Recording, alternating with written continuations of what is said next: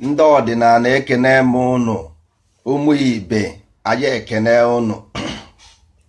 Ụmụ Igbo ndị ọdịnala ekene ụnụ, anyị si udo dịrị ụnụ n'ụbọchị nke taa. Anyị si tupu anyị ejebe na anyị ga-ekenegodi elu, kene ana, kene eke, kene orie, kene afọ, kene nkwọ, kene ikwu, kene ibe, kene ndị ọkpụ na ndị egede. Anyị bụ ndị ndozi ọdịnala, anyị bụ ndị kwere n'ihe otu kwuru. Nwanne, ekenekwa m gị, ekene m gị n'elu ụwa, ekene m gị n'elu ụwa. Asị m na eke na orie na afọ na nkwọ ga-echebe unu niile bụ ndị ọdịnala, ndị nụrụ ozi ọma ọdịnala Igbo, ndị nụrụ akwa nna nna anyị ha na-ebe, wee sị na ọ bụrụ ihe a bụ ihe a hapụrụ anyị ka anyị na-eme, na ọ bụrụ ihe a gwara anyị ka anyị na-eme. Ha wee sị na ha ga-abịa wee soro anyị wee mee ihe anyị na-eme. A sị m enu na ala Igbo chebe unu, rapụ na ọgwụ, o nwere ihe dị ka ọgwụ, ihe a bụ asị ka ha na-asịrị unu. Ọ bụ datịn ka eji wee chụfụzi unu n'ala Igbo. Rapụ ihe ahụ, ọ bụrụ eziokwu. Isi mkpi dị na-akpa mkpi. Ihe eji wee na-achụ ndị na-achụ unu ọsọ bụ ndị eze na ndị gọvanọ. Ọ bụghị ọgwụ. Ọgwụ bụ isi ka a sara unu. Ọ bụ ya bụ ụjọ. Ụka ịma na-ekwu okwu ụka, ndị mmadụ anaghị aghọta ihe a na-akọ. Ihe ụka mere unu ịma na-ekwu ya anaghị aghọta ihe a na-akọ. Ọ bụrụ na ị gaa na telivishọn nwa bekee, go to YouTube and Google. Go to YouTube and Google. Kekwe ntị ọfụma. Onye ọbụla na-eje ụka na-akpọ God, ọkwa eziokwu? Ọ na-akpọ God. Achọrọ m ka onye ọbụla gee ihe ọfụma, ka onye ọbụla anụ ya. Ịnụcha ya iji wee naba na ime ụlọ gị, chee echiche ọfụma. Ị mara ma ihe m na-ekwu ọ bụ eziokwu ka ọ bụ asị? Onye ọbụla na-eje ụka na-akpọ Chukwu God, ọkwa eziokwu? Ngwa nebe anya ka m gwazi unu ihe na God ị na-akpọ na-egekwe ntị ọfụma. Oh, that is God aha for you. Onye na-enwere ike ime ihe mmadụ na-enwere ike ime, ọkwa eziokwu? Oke, ọ bụ na onye a na-eme, ọ na-eme miracle. Onwe ihe ọ naghị eme, ihe ọ bụla mmadụ na-achọ ime, ọdụ na onwebekwa ihe o mere anyị, nsogbu adịrọ. Now, oke, onye ọbụla na-eje ụka believe na Jesus Christ. Jesus Christ, kedu how many miracle ka Jesus mere? Gụbanụ m the miracle of Jesus Christ. Ọ gara ije n'elu okwute. Ọ gara ije n'elu mmiri. Ịga ije n'elu mmiri. Ịga ije n'elu mmiri wụ magic. Ọ bụrụ miracle. Miracle when you sleep at night, you wake up in the morning. That is miracle. Onye gara ije n'elu mmiri abụrụ miracle. Ọ bụ magic. Onye ji mkpụrụ azụ na-abụ wee zụọ mmadụ 200, 1 million. Ọ magic, ọ bụrụ miracle. Onye ji ogbe bred ise, o ji ogbe bred ise zụọ mmadụ 1 million. Ọ bụrụ miracle, ọ magic. Ifugo ebe unu getiri wrong n'ụka. Ifugo na because pastor na-eme magic. Sị gị na ya bụ man of God. That means he is man of God because your God is a magician.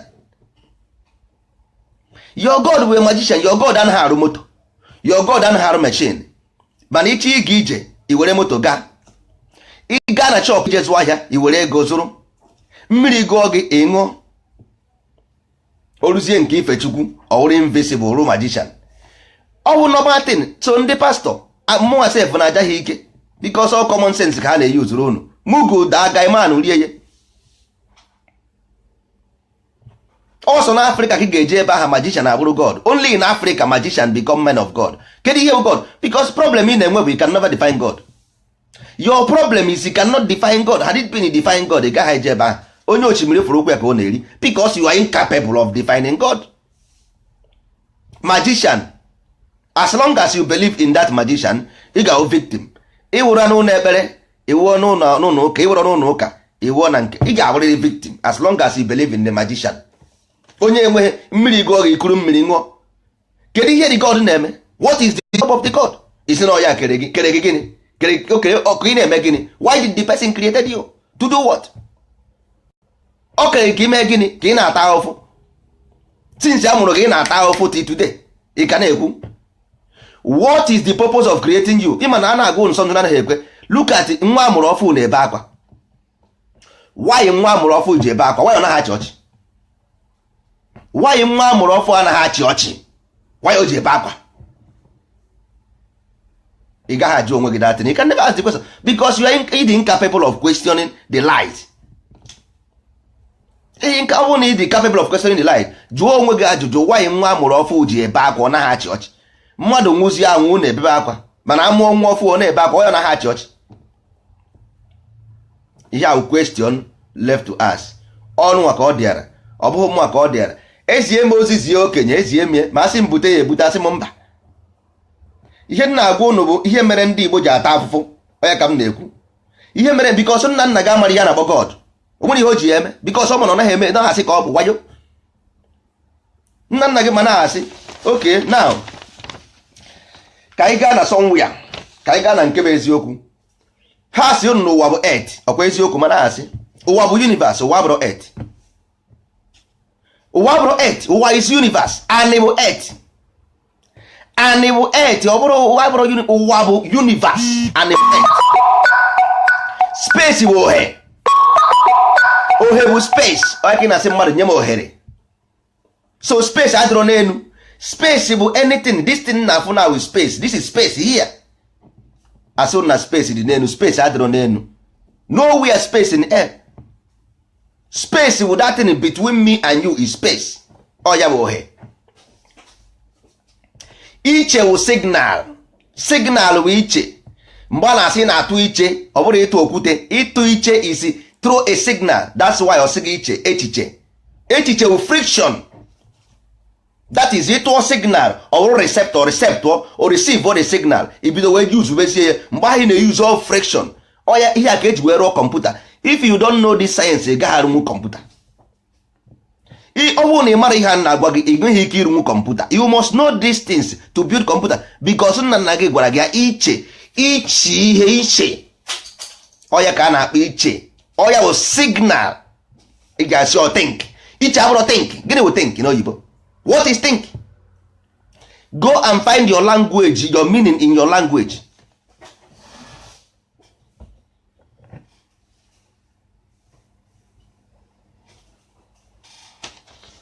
Jee chọọ meaning of your language. Unu achọsị na meaning of nwa bekee.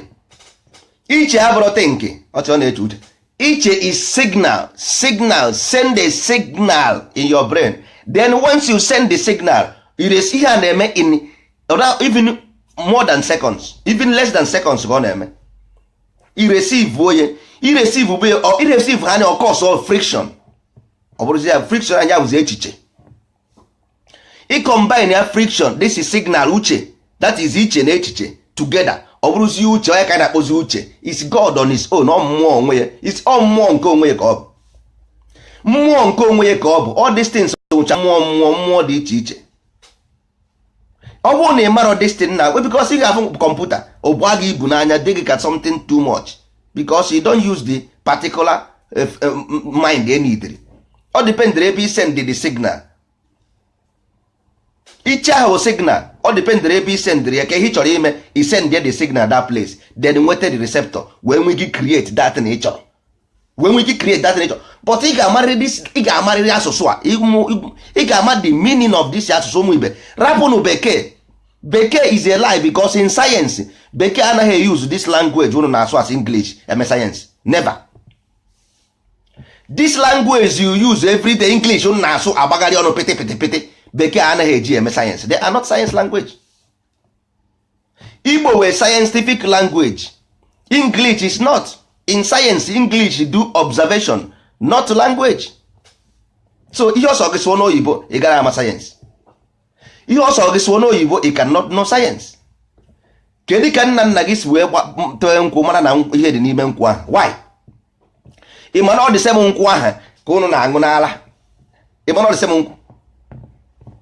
Unu ama ka ihe eji akpọ ụdara. Kedu ihe ara na-eme na ụdara? Unu amakwa na ụdara na-adị ka ara nwaanyị ka unu ma. Ọkụ mara onwe ihe na-adị ka milk na-adị n'ụdara. Ọkụ unu ma.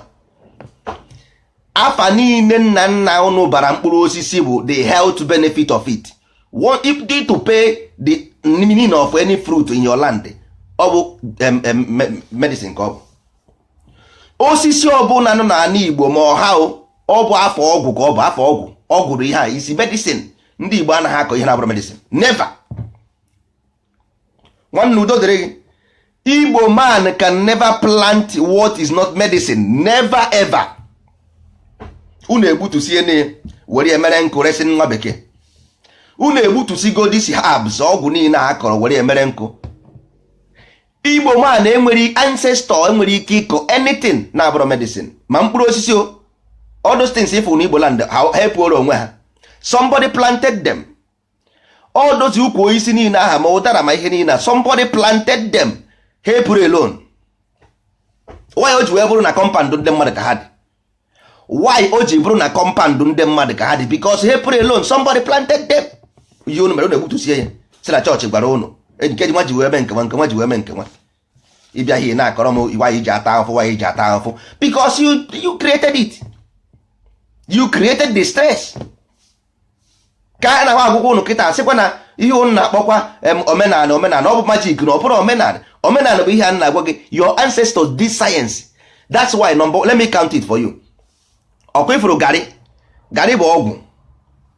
Ọkwefuru mkpụrụ osisi niile ahụ nnata n'ala Igbo, ha niile bụ medicine, all of them from A to Z. Ofe niile unu na-eri bụ medicine, mana kịta ndị Igbo na-emezi oweta ofe, oweta anụ, oweta ejuna, oweta azụ, oweta okporoko, oweta mangala n'ime ofe katawim. Gịnị ka ofe anyị atọzi ka ya? Ọ gasị ya tirie stew, tirie ofe akwụ, tirie ofe ogiri, tirie oka, ihe niile n'ime ofe ite ofe katawu. Ofe nke ọ ya atọzi ka gịnị? Ụmụ ibe, ihe niile nna nna anyị ha mere bụ sayensị. Biko sayensị ka ọ bụ. Jirinụ nkwụ na ngwọ wee mara. Ị nwere ka ihe ese chegide iche n'ụwa, this your own generation, mara na enwere mmiri dị n'ime ukwu isi ama ịkpọpụ ya. Enwere ka onye Igbo ga-esi echegide echiche mara na enwere mmiri dị n'ime nkwụ ama ọkpọpụ ya? No. But nna nna gị ma na ọwụ na mmadụ nwere ike ịpịa aka n'arịa mmiri pụta na something must be here. Ka anyị kwupụgodi destiny ebe ọ bụ na mmadụ nwere ike ime ọsụsọrọ suo ya ohiti apụta ya, ọ na-atọ nnu nnu. Nna nwanne ka anyị let's distill this plant na ọ ga-ewepụtara anyị something. Observation, ya na observable truth, because ọ ya bụ iche signal, throw a signal, the signal receive and give you answer. But ịmaha na signal ka a na-ekwu okwu, isi na think bụ iche. Gịnị ka ị na-eche? Thinking. Takpu okwu bekee. Signal, give a signal, because the universe is within you. Ọ dịrọ n'enu. Universe adịrọ n'enu, ọ dị ebe a. Ọ sị gị nọ na space, ya na space, adị na space. Say space ebe. Space bụ ohe. Mmadụ na-asị nwanne nye m ohere, nye m ohere ebe a. Give me space. Ọ ya bụ space, enwere ebe ọ dị n'enu. Mmụọ ya ugo ijekwe n'enu asef na-enekwa anyị na ọ dịkwa nso. Ọkwa ị na-afụ urukputu anya, ọ dị ka ọ dị nso. So ọ ya nwa bụ space bụ everything is everything. Ụwa ya bụ universe, ọ bụrụ earth. Ụwa is universe, not earth. Bekee jide gị anyị gasa anyị amazi eche echiche. Eje chịkọta mkpụrụ agịrị. Go to YouTube and look for my YouTube. Gwa m enwere ihe dị iche na Jesus Christ walking on the water and this thing, or pastor doing miracle in the church and this thing, or dibia doing na-akọ mmadụ aka okwuta na-adapụtasị with this thing. Arapụzi ihe nna nna anyị ha mere mebe ihe ọzọ. Ụmụ ibe, ọ bụrụ na anyị mee ihe a m na-agwa unu, I swear to my living, I swear with life I live, na ana Igbo 20 years ka m nyere ya. Onye si na Japan ka ana Igbo mma, ebe ọ bụla unu fụrụ m were na okwute tigbuo m.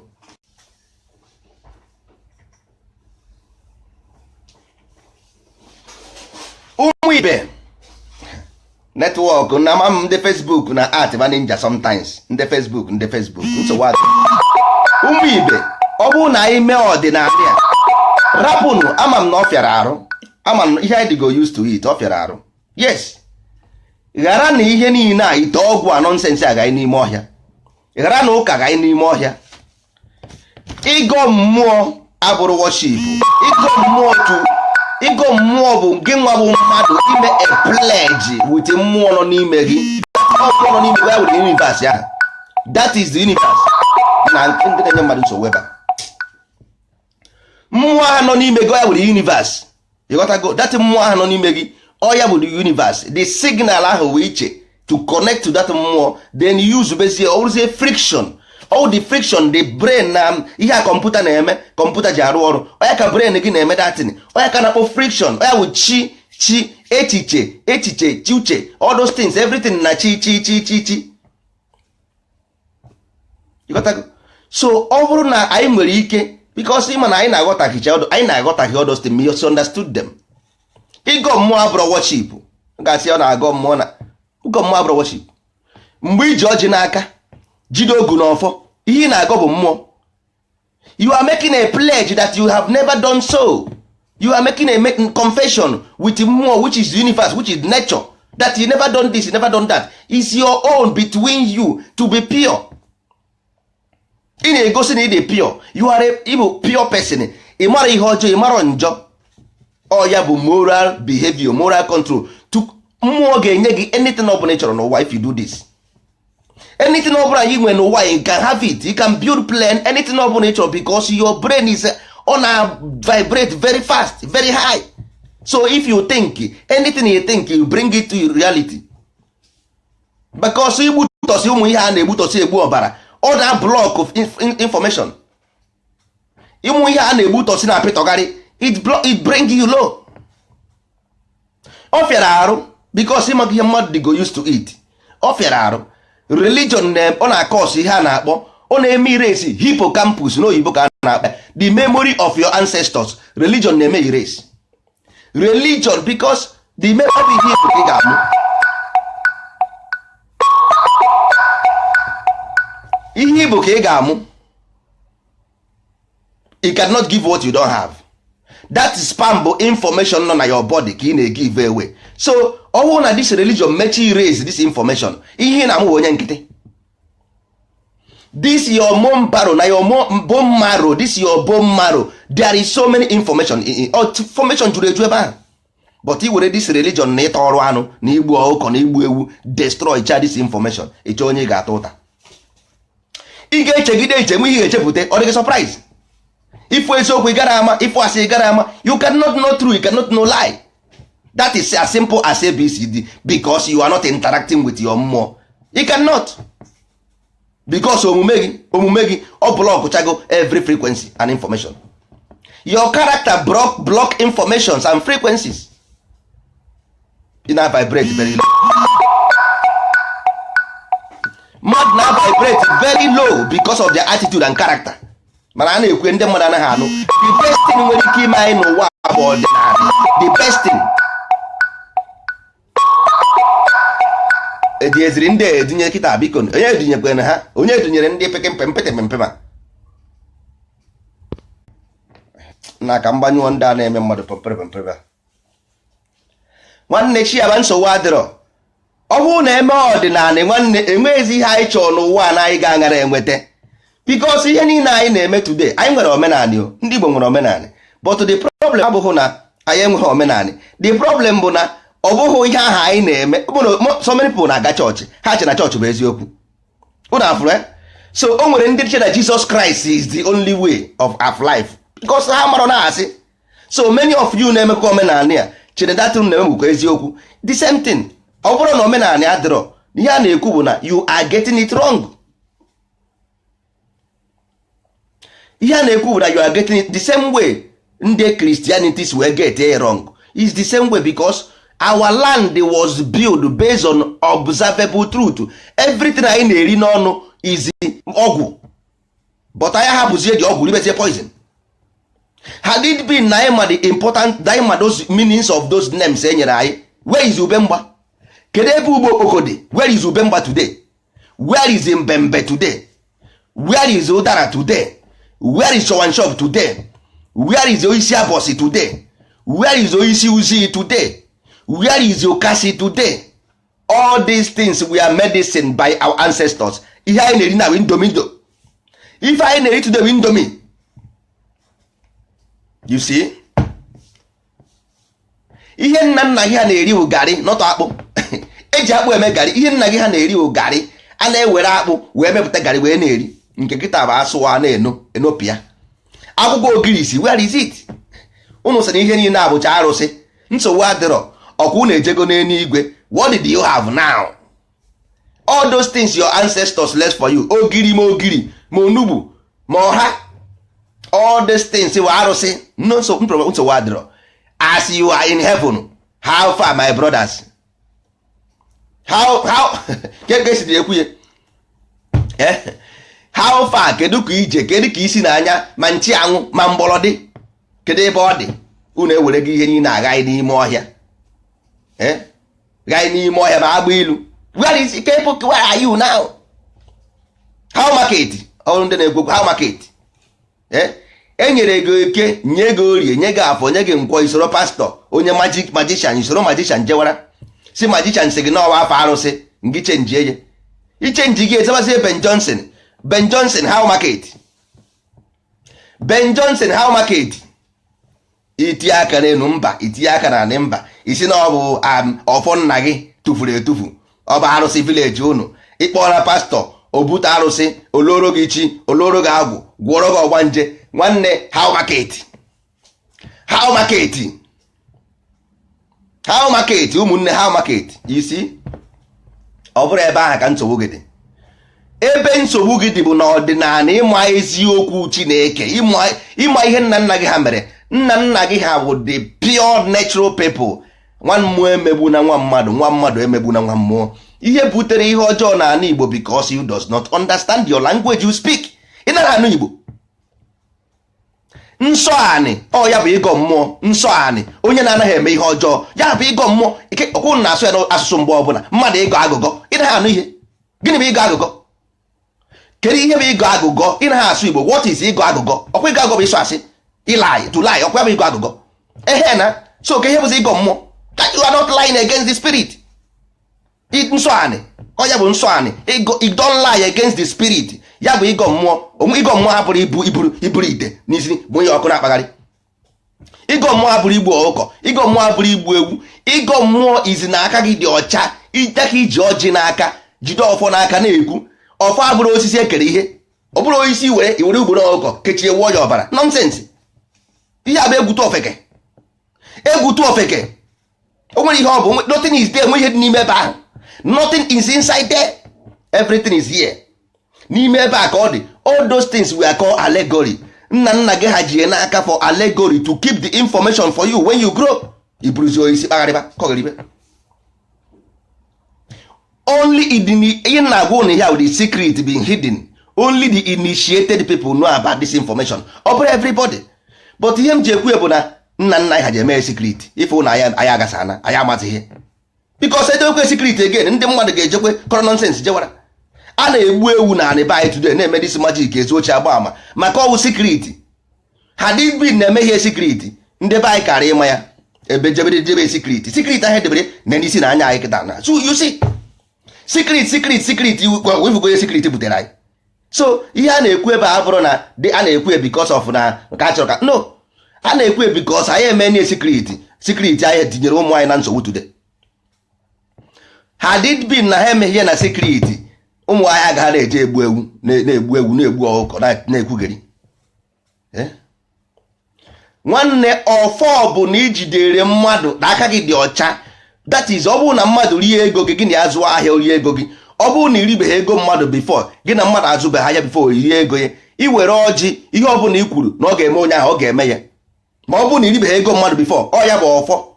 Mmadụ ijide mmadụ ogu na ọfọ, iji ogu bụ na iribeghị nke mmadụ, dee na ọfọ bụ na ihe ị na-ekwuzi na ọ ga-eme ya. Ịghọtago? So anyị mezie allegory. That is otu anyị si wee were eke na orie na afọ na nkwọ wee mee market days, wee were eme baa nwa afa ka future.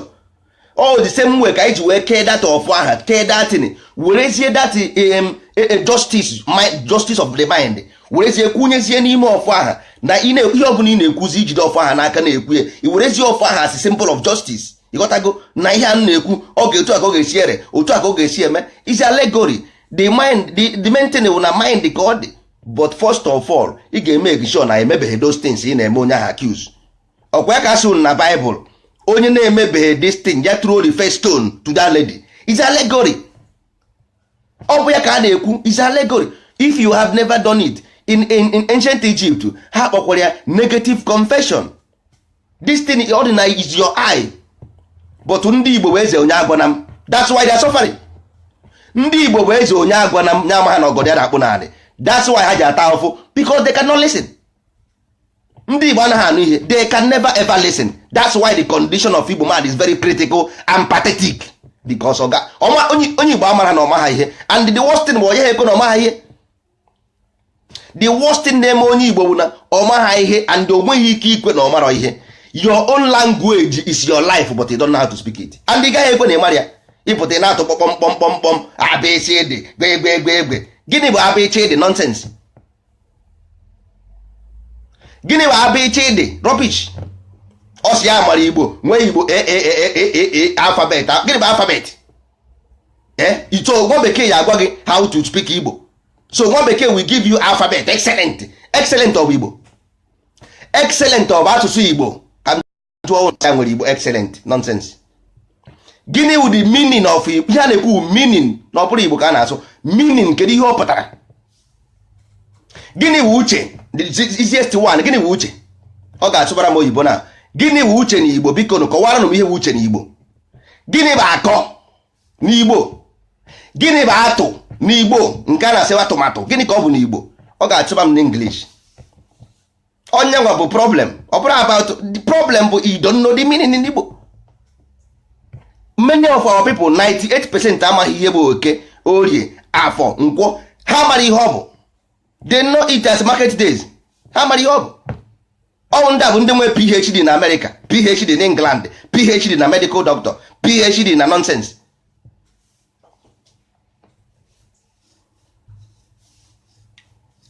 You got that? So nwanne onye ka nna achị kọwara unu, ọ bụ because na mpụ na-eje sabat, ọ bụ na sabat bụ ụzọ eje n'igwe. Many of us, our parents are Christians, but today we rejected that nonsense. Our people can criticize Christianity, criticize every government, criticize nwa bekee, but you can never criticize our people. Never. That is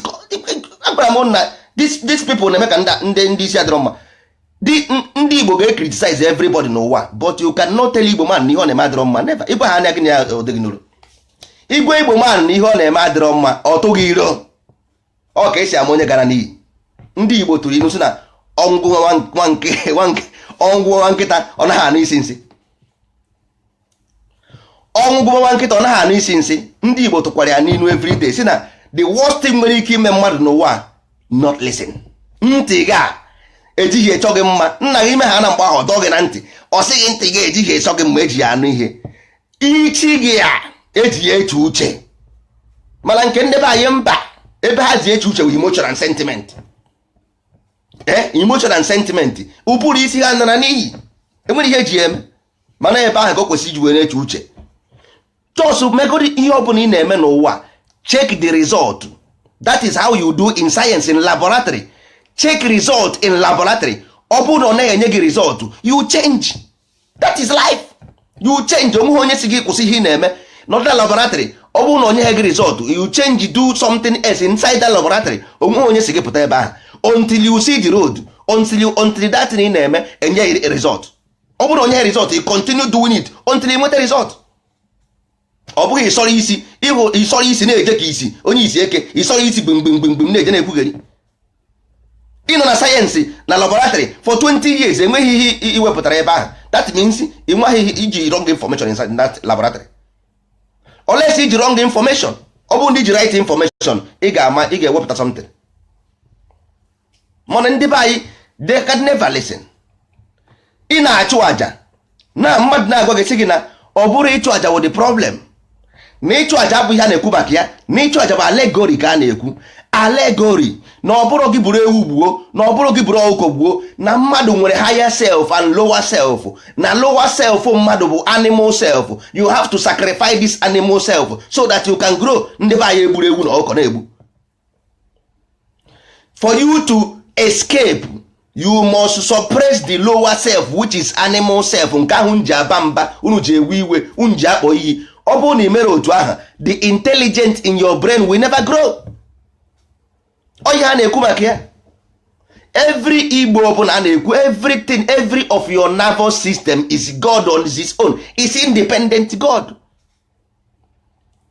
Every of your nervous system in your body all independent, because mmadụ bụ mmụọ. only this eye you see now ọ bụ ya ka iji afụ the universe. That means you are in outside the universe. Inside your body is different from outside body. That's why you get sickness. You get sickness in a baby more in your house. That is your body. It's another body. Body is a universe on its own. So anya iji afụ ụzọ bụ na iji afụ na this universe, you know. That's why you have to take care of this body so that onwe ha any problem mmụọ ha pụọ. Na ndị mmụọ ha pụ ha na iwego onye nwụrụ anwụ ụmụ ibe.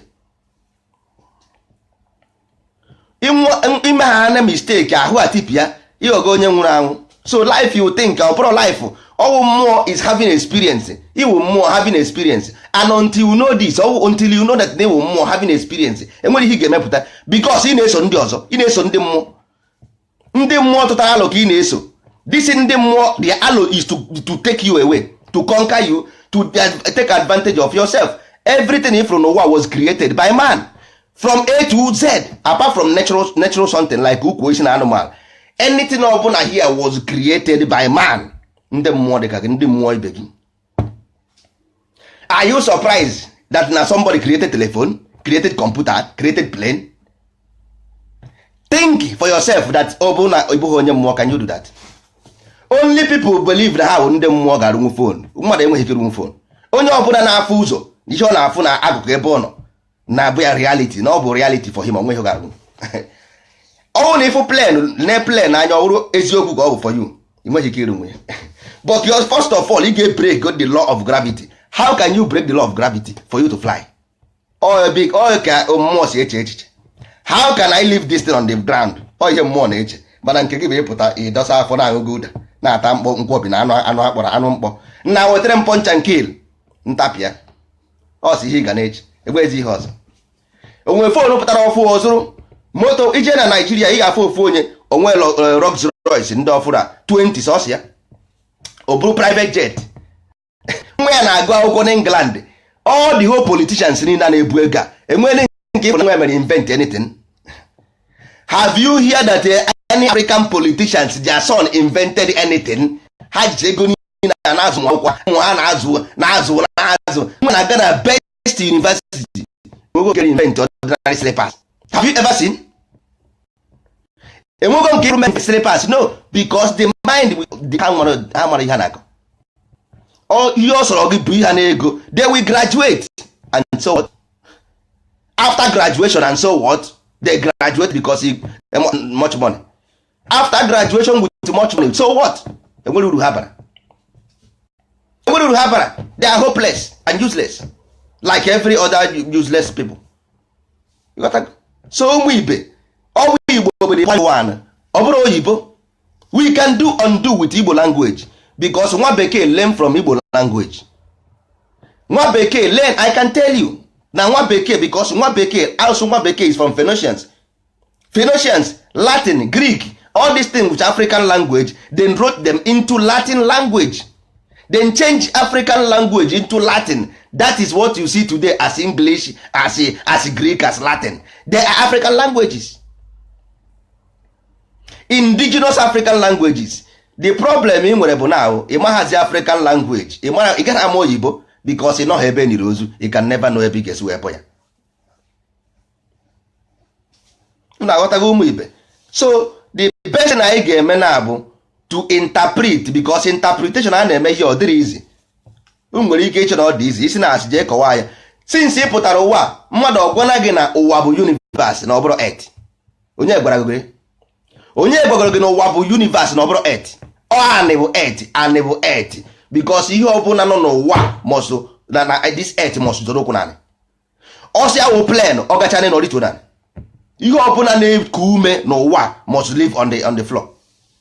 Oji ọbụla ọsọ ya bụrụ ọ ga-anọ naanị. Then kedu ihe ọ bụ? O nwere ihe na-afele nnada hada mba then earth. Ị ga na ebe a na-akpọ space n'elu ndị ara so space. Ị ga ebe ahụ ị na-afụ ụwa ị na-afụ ya ka ọ dị rand mana ịgbatuo naanị ị ga-azụ ụkwụ naanị because there is a gravity na-adọtụ ga-adọtụ. The gravity na-adọtụ mmadụ adọtụ. Ikple na nna gbere na ịgbanye oji njini gravity adọtụ oyi. Ime ebe gravity ji aba n'ahụ gị. Ime ebe gravity si wee jide gị na ị na-aga n'ebe ahụ ị mara ọ n'ike gị onye ka eji akpụ ya ike because na ike n'ike gị ekwenyasị gị na anyị nyịa ya anyị ya ịchọ ime anything force ị na-anyị ya anyị ị na-anyị ya anyị wụdatin na anị aha anị ahụ na-enye gị dị ike ebe ka o si aba n'ike gị from ike gị ka o si aba ọnya ka eji akpọ ya ike. Ihe eji akpọ ya ike bụ n'ebe ahụ ka gravity si aba data ihe ahụ na-asị gị nyịa wet aha nyịa ya ọ sị na anyị nsị nwanne mụọsụrụ ọ bụla ị na-anyị anyị from ike gị ka o si aba that electromagnetic force na-epush datin na ike gị ka o si aba ọnya ka eji akpọ ya ike. Ụmụ ibe o nwere everything ọ bụla nna gị bara aba ọ bara ihe. Anya abụrụ eyes, anya bụ attraction and expulsion. Attraction and expulsion ka na-asị ihe ọ na-anya nna ihe a na-anya and na-anya ka ihe na-eme aka gị okotu a chaka ọ ihe a bụ inye anya ihe ahụ ka anya na-eme ọya ka ọ na-eji eme ị na-enwe anya ọ sị nna nwaanyị a olu kwuru ọ dị attractive ọkwa anya ka iji fụ ya ịkpọ mmadụ asị repel because onye nwa repel you don't want it chọghị ya onye ka a na-asị ịfụ na anya ịfụ ụfụ ọ bụ ya wụ ụfụ wepụ ya ọ iweta ya repel or attraction ọ ya bụ ịfụnanya ọ bụrụ love. Ịfụnanya abụrụ love. Ịfụnanya bụ attraction or repulsion either you hate or you love. Ịfụnanya ụfụ na anya ụfụ ọkwakarasị anya ụfụ mmadụ isi anya ụfụ ka ebe anya ụfụ mmadụ iwuru mmadụ ibi anya ọkwa ebe anya ụfụ na anya love and hate repel and attraction ọ ya bụ ụfụ na anya ịfụnanya mana nke anyị mba isi na ịfụnanya bụ love ọ bụrụ love anya gịnị bụ anya ụfụ. Ụmụ ibe mgbe ọbụla anyị mụtaghara ịsụ Igbo nsogbu anyị anago. Anyị mụta ha n'ịsụ Igbo anyị tell you ka ị hụrụ aja na village unu iwere ya na-eme ire. Aja ahụ nọ na village unu iwere ya na-eme ire. Nna agwa nke bụ eziokwu mgbe sọ ọbụla ị mụtara ịsụ Igbo chere na ọdịnala na-abịa anyị ka na-ebido anyị ga-eji media kụsa the whole world even ndị America ga-convert to Igbo bụrụ ndị Igbo. American people will change their name to Igbo land when we finish because ha mara ebe ha ga-azụrụ okwu. Ndị black Americans some na-asị na ha bụ ndị Igbo mana ha amaghị ebe ha ga-ebido ha gbara goje n'Ijipt ihe afọ ebe ahụ ndị Arab ha jee na ịfa mee ịfa bụ ndị wayo si na ndị ahụ ndị wayo spirituality African spirituality nothing like that. I say when we are done ndị American black will convert to Igbo because I ji information anyị nwa sọsọ anyị nwa ji information of black people today onye sị na that is eziokwu a na-afụ anya. Only people ji information of ancient black Africa ndị ọdịnala life and direct anaghị ekwu ọ bụghị ọnụ ka a na-ekwu ebe mana mgbe emesịa ihe a na-eme ndị be anyị ga-afụ na ihe anyị bịara bụ ịzụ onwe ha ndụ na ya bịara onwe onye anyị bịara ịnọchiri ụzọ. Ihe anyị bịara bụ ka ọ dịrị gị na mma dịrị anyị na mma maka na because onweghị mgbe ị ga-anọkọta ma nsogbu ị na-enwe ije nọdụ anyị mechie ọnụ nke ahụ iberibe ka ị dara. Ọ bụrụ na anyị nọdụ na ya dị mechie ọnụ ihe anyị dara bụ iberibe. Ihe a na-agwa ụnụ ebe enweghị ebe anyị agwa ụnụ ya n'ụwa niile ọ ya ka anyị ji ekwu na anyị chọrọ standard media both television. Ihe anyị need television bụ because nwa gị agaghị na watch white man hero white man hero mba mgbe ọbụla eme hero superman onye ọcha superman onye ọcha ụmụaka na watch ke nonsense bụ ya. Anyị enwere na n'Africa mgbe m n'Africa sọsọ Indian film mad Captain Simbad ọwafa ndị Igbo ụmụnne Simbad ọwafa ndị Igbo na gị na ọwafa ndị Igbo ịpụta na asị na mmadụ amaghị ihe all this thing mebisiri ụpụrụ isi mmadụ. This thing destroy our brain and sense of reasoning. Mmadụ ga-etozo ọ na-achọ ka ọ ghọọ agwọ ọ na-achọ ịghọ agwọ maka ọ na-awọchị nagin na-aghọ agwọ ọ na-achọ ịghọ agwọ nonsense. Anyị nwa bụ ndị ndozi ọdịnala ndị kwere n'ihe otu kwuru ọgwụkwa ha nke ha afọ mba ndozi ọdịnala ndị kwere n'ihe otu kwuru ọgwụkwa ha ọdịnala ọkwa ndị ndozi ọdịnala wee cosmology the way we see life and anyị nwa study go life study nature for the matter na for the matter na onwe anyị and anyị amaghị ihe dị n'ime matter anyị amaghị every element in matter and anyị amaghị ebe anyị ga-esi wee mee ọbara anyị uru. Ọ ya ka anyị ji wee sị na anyị bụ ndị ndozi maka anyị fụ na enwere ndị ọrụ anụ bịaranụ mebisiere ndị nna nna anyị ezigbo ihe ha mere eme anyị sị ka anyị dozikwe n'ihe we come to rebuild. Anyị bịara ndozi ka anyị dozie ihe nna nna anyị so ndị ụka ọ kaara ụnụ mma na unu ji n'oge were baịbụl unu zo n'okpuru bed ama na ọ fịara ahụ maka mmụọ unu nwere ike isi na ajọ mmụọ na-enye gị nsogbu ka eje gwọrọ gị ajọ mmụọ. Nsogbu adịrọ, ibutere ọgwụ, ibutere ka ya na-akpa ya, ibutere chi, ibutere adịrọ. Ndị ọdịnala nwere eze mmụọ ga-take care of those ones. Atụzi n'ụjọ ihe aha niile wụ nonsense. Atụzi n'ụjọ, don't fear. Nsogbu adịrọ. Ndị ọdịnala nwere eze mmụọ that will take care of those things. Unu agbazinara ana Igbo ọsọ, unu agbazina ọsọ, nweghị onye na-achụ unu. Ihe ọ bụ were ka eme ego, ewere nke ego ga ana ọ chacha ka a na-atụ nwanne. Ijee na osimiri erie gị. So unu agbazinara ana Igbo ọsọ. Ndị ọdịnala abịago bụ na ọdịnala abịago. Mgbe anyị mechaa ihe anyị na-eme, anyị ka na-ebido mgbe midia anyị bido ọrụ nwanne. Onye ị nwere ike mmadụ buru ite ọgwụ ahụ na-abịa sef, iburu etiwa ya n'ise, nwe ihe ga-eme gị. Ị buru ite ọgwụ ahụ apịa ya n'ise, nwe ihe ga-eme gị. Hapụ ihe a na-akọ gịrị. E nwere ihe anyị na-akpọ ọrụ nsị. Ọrụ nsị bụ destroyer of this evil. Ha emebisie ne ndị Igbo, ndị agha dis nonsense emebisie na ọrụ nsị. Ọrụ nsị in Afa language, nsị bụ ihe rụrụ arụ. In Afa language, nsị bụ ihe rụrụ arụ. So ihe ọjọọ ọbụla bụ ihe ọjọọ, ndị Igbo na-akpọ ya nsị. Onye ka a na-asị na anyụ nsị. Now ndị a na-eme majiki eburusi gị ha mebisie ejezi ọsị na ọmụmụ na-efe arụsị ogwugwu, ọmụmụ na-efe arụsị nka ndị ori ije ebe ahụ anara gị ego tii n'akpa si n'elu onye gị chi. Gbaa nkịtị, onye chọọ ihe ọ ga-eme ọfụhụ, onye dipọtụrụ from somewhere, ọ gbara jee na ofu arụsị anaghị arụ ọrụ. Mana ụnụ bụ ndị ụjọ. Oje ofu arụsị anaghị arụ ọrụ, oje ebe ahụ ọsị gị na ọmụ bụ nwa nwa arụsị nke a ọ mara m ama. Ije ebe ahụ anara ha gị ego, ọ mara gị ama. Taa tụtụpụ ebe mara gị ama ebe.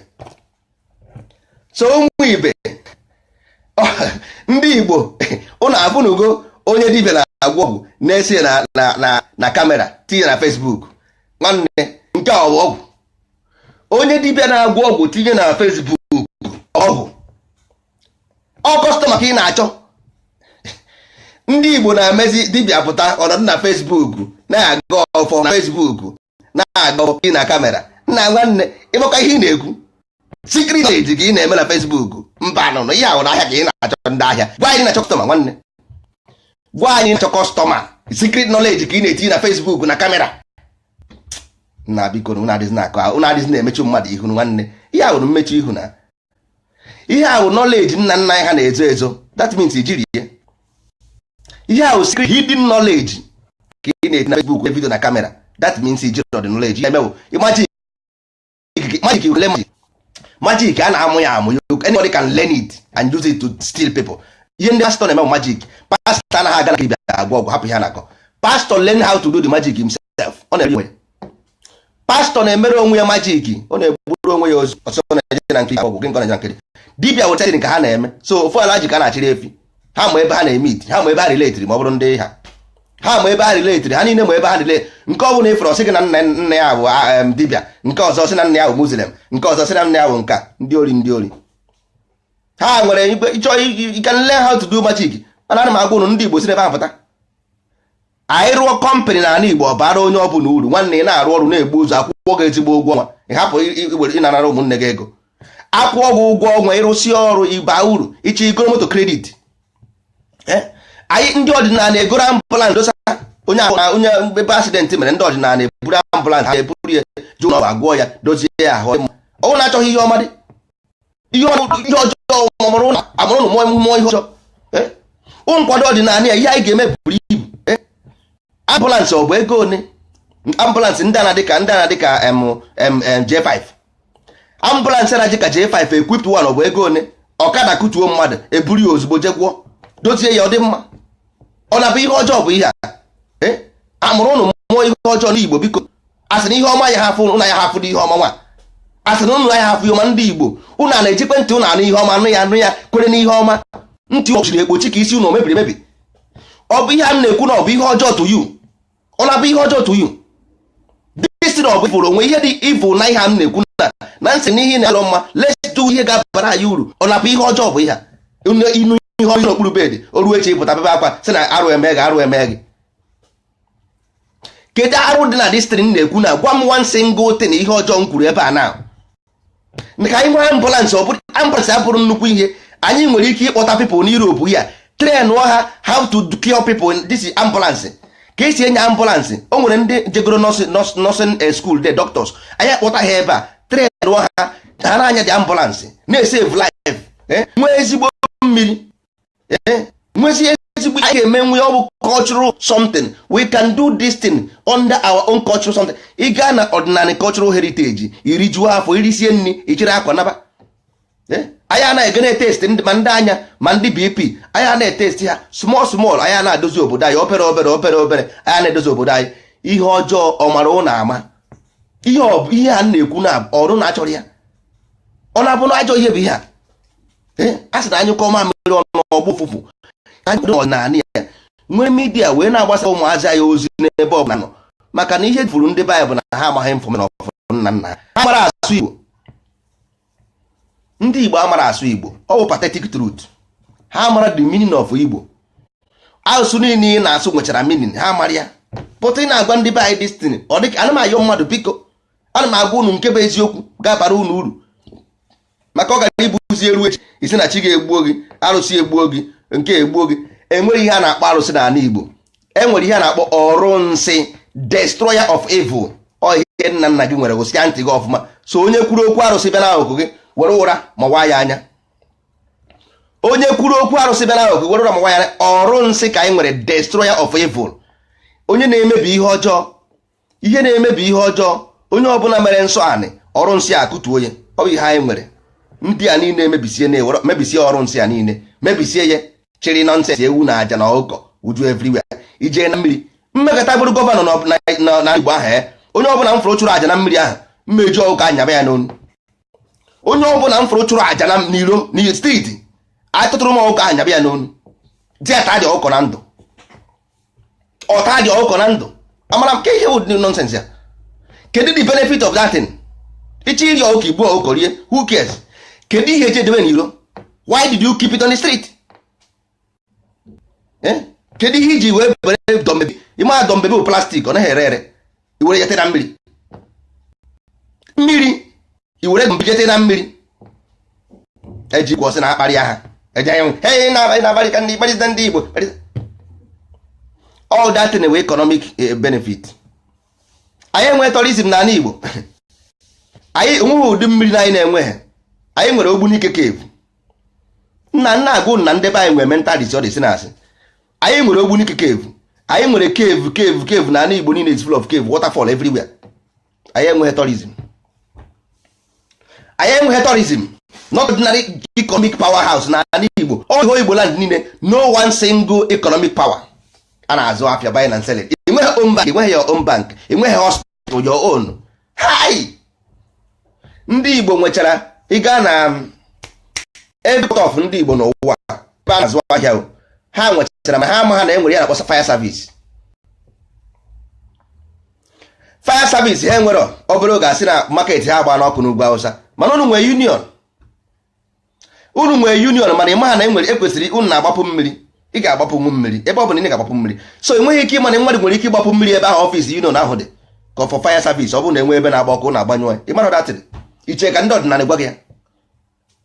Iche ka ndị ọdịnala gwa gị na ị nidiri inwe fire service ebe ọ bụ na ị nwere big market.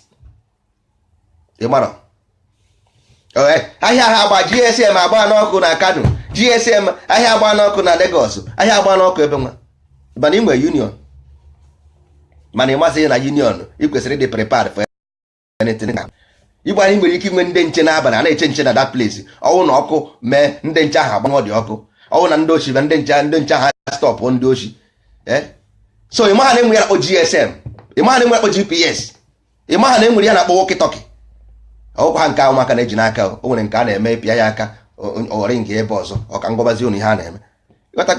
So ụmụ ibe anyị ha ma akọziri ụnụ akụkọ a na ozu onye ka ọ dịba mgbe ọzọ.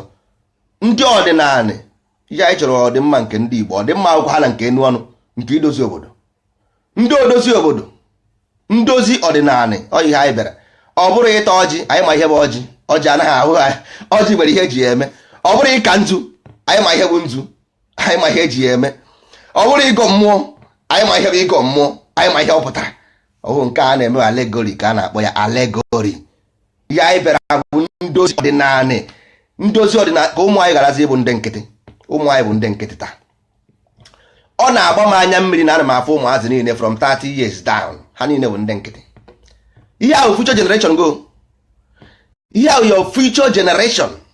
Ịhapụ ha na n'iyi, ịhapụ your future generation ha na n'iyi. Ihe abụ ihe gosiri bụ na you lack something in your sense of reasoning. Your future generation, your future gị, ụwa gị.